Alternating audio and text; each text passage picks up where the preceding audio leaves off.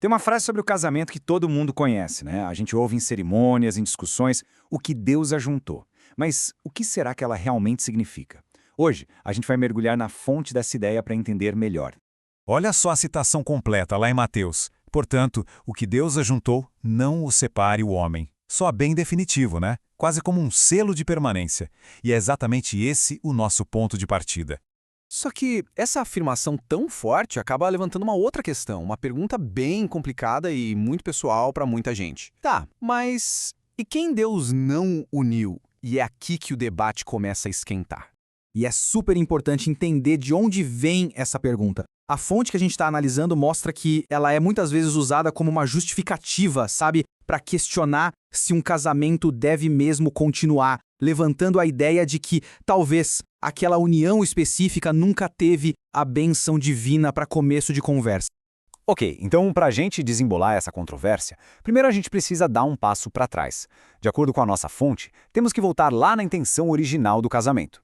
O texto que estamos vendo define o casamento não como um simples contrato social, mas como uma instituição divina. A ideia central aqui é que ele foi estabelecido por Deus lá no início de tudo para ser o pilar, a base da família.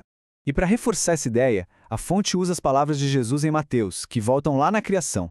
Aquele que os fez no princípio, macho e fêmea os fez, e serão dois numa só carne.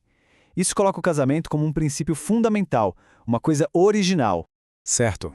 Mas se a intenção original era essa união tão forte e permanente, como é que o divórcio entra nessa história toda? Vamos ver como a nossa fonte lida com essa complicação. O texto nos dá um contexto histórico bem rápido. Antigamente, a separação podia rolar por qualquer motivo. Aí veio Moisés e permitiu a tal carta de desquite. Mas o motivo dessa permissão é que é o ponto-chave. Foi por causa da dureza dos corações, ou seja, por uma falha humana. E aqui está um ponto que a nossa fonte faz questão de frisar. Essa permissão para o divórcio não era o plano A, não era a vontade original de Deus. Era, na verdade, uma tolerância, uma concessão por causa da nossa teimosia, da nossa fragilidade. E agora a gente chega no ponto central da análise. A fonte vai fundo na linguagem do versículo original e foca numa palavrinha que, segundo essa interpretação, muda absolutamente tudo. Presta atenção nessa sutileza. O texto diz o que Deus uniu, e não quem Deus uniu. Parece um detalhe pequeno, né?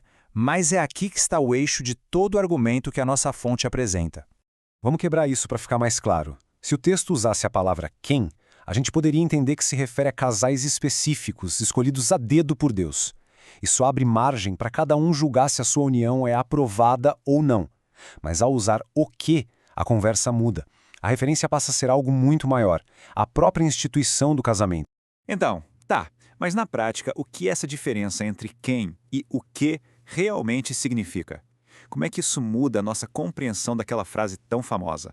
E aqui vem a grande conclusão da fonte. A frase, o que Deus uniu, não estaria falando de um casal em particular, mas sim da constituição conjugal, da instituição do casamento em si, da santidade desse ato de unir legalmente um homem e uma mulher. E as consequências práticas dessa interpretação são gigantescas. Significa que a santidade desse vínculo se aplicaria a qualquer casal que se uniu legalmente, não importa como eles se conheceram ou se sentem que foram direcionados por Deus.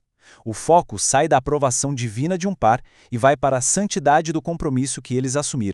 Isso tudo nos deixa com uma reflexão final. Se a questão não é ficar tentando adivinhar se um casal foi escolhido por Deus, mas sim honrar a instituição do casamento na qual eles entraram, como é que essa perspectiva muda a forma como a gente enxerga o compromisso, o perdão e a luta para manter um relacionamento? Fica aí a pergunta para a gente pensar.